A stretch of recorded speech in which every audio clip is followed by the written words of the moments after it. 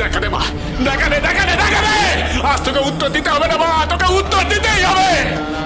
আমি তো কোনো ভুল করিনি রে মা, হ্যাঁ আমি তো কোনো ভুল করিনি। তাহলে অন্নদা দিদি আমাকে ভুল বুঝলো কেন রে মা, কেন ভুল বুঝলো? আমি তো কেবল অন্নদা দিদিকে সত্যি কথাটুকু বলেছিলাম রে মা, তাহলে অন্নদা দিদি কেন ভুল বুঝলো আমাকে? আমি তো ছোট কুয়ারে কোনোদিনও কোনো ক্ষতি চাইনি রে মা, চেয়েছি? আমি কোনোদিনও ছোট কুয়ারে কোনো ক্ষতি চাইনি, বরং তার বিপদে রাজ করতে পেরে আমি চেয়েছিলাম তাকে বিপদ মুক্ত করতে, তাকে রক্ষা করতে, কিন্তু আমি পারিনি রে মা, পারিনি, আমি পারিনি রে মা।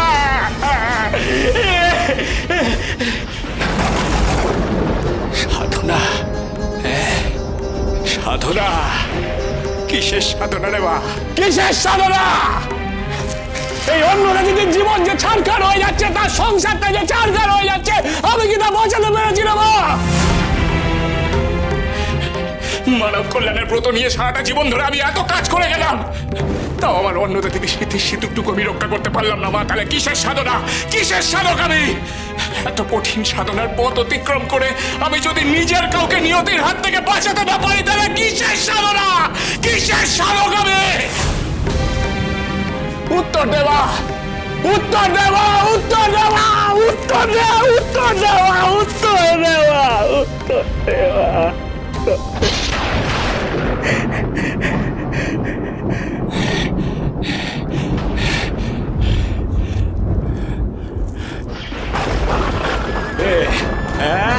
কিরে কিরে বেটি, দেখা দে, দেখা দে, উত্তর চাইছি আমি তোর কাছে, দেখা দে আমাকে।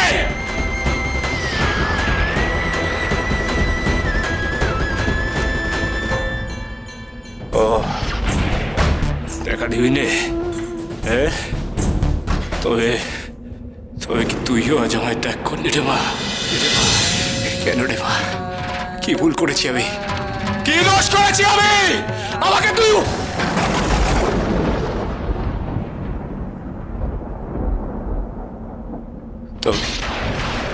তবে কি আমি সত্যি কোনো ভুল করলাম রে মা? আমি সত্যি কোনো ভুল করলাম রে মা?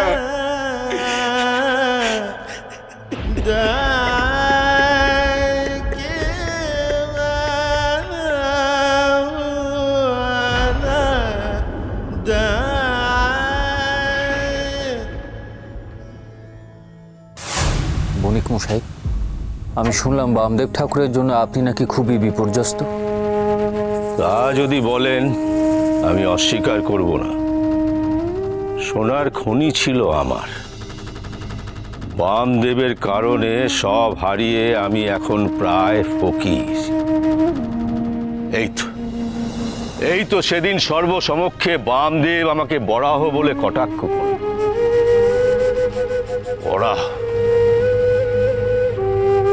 বরাহ এক ঘৃণ্য জন্তু বানিয়ে ছাড়লো আমায়। তো বামদেবের কথা অনুযায়ী আমার স্বরূপ যখন বরাহ নন্দন, আর উনি যদি বাকসিদ্ধ হন, তাহলে তো বামদেবের কথার দাম আমাকে রাখতেই হবে। আপনাদের কথার মানে আমি কিছুই বুঝে উঠতে পারছি না। বামদেব ঠাকুর তার দিব্য দৃষ্টিতে আমাদের বরাহ আর শিয়ালের রূপে দেখেছে। ওইসব নিকৃষ্ট জন্তুদের মতোই নাকি আমাদের স্বভাব। এত বড় স্পর্ধা বামদেব ঠাকুরের, এত বড় স্পর্ধা যে মানুষকে জন্তুর সাথে তুলনা করেন তিনি। বামদেবের স্পর্ধার দৌড় অনেক তহসিলদার মশাই, আপনি তৈরি থাকুন। একদিন না আপনাকেই নরকের দরজা দেখিয়ে ছাড়ে। তাই বণিক মশাই, এই কালাচাঁদরা একটু অন্য ধাতুতে করা। আমাকে যদি ছোট করতে চায়, তাহলে আমি বামদেব ঠাকুরের ওই বড় আসনটা কেড়ে নেব। সে আপনি পারেন তহসিলদার মশাই। তারাপীঠে যে পদে আপনি আছেন, তার ক্ষমতা অনেক। আপনি যদি সেই ক্ষমতার একটু সদ্ব্যবহার করেন, তাহলে আমরা শান্তি পাই। তার জন্য যা বলবেন আমরা করব। যদি মোটা অর্থ খরচ করতে হয় আমি করব। আমি নিঃশর্তে আপনার বশ্যতা স্বীকার করছি।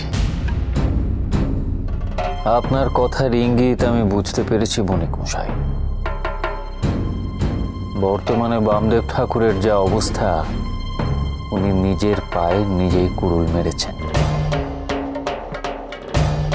আমি এও শুনলাম ছোট রানীমা নাকি বামদেব ঠাকুরের মুখ দর্শন করতে চাইছেন না।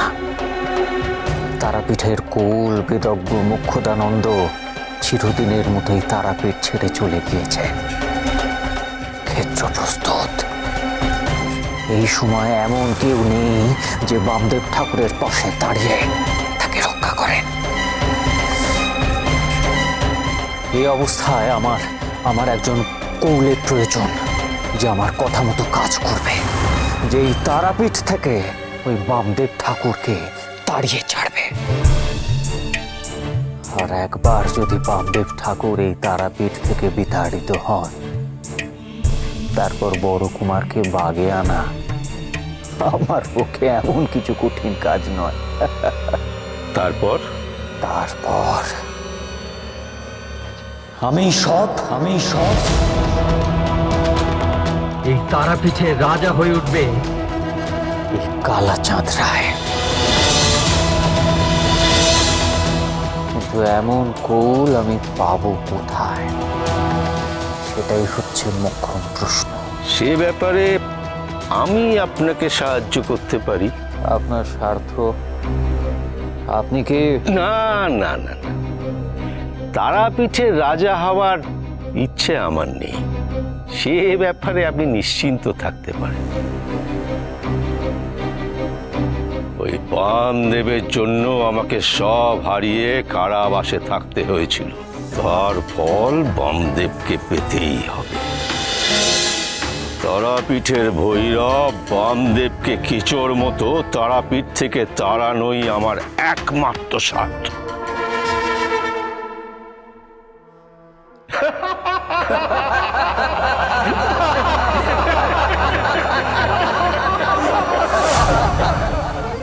নিজেকে প্রস্তুত কর বাবা, আরো ভয়ঙ্কর কালো দিন ঘনিয়ে আসতে চলেছে। বড় মা, মা গো আনন্দময়ী, নিরানন্দ করুণা। মা গো আনন্দময়ী, নিরানন্দ করুণা।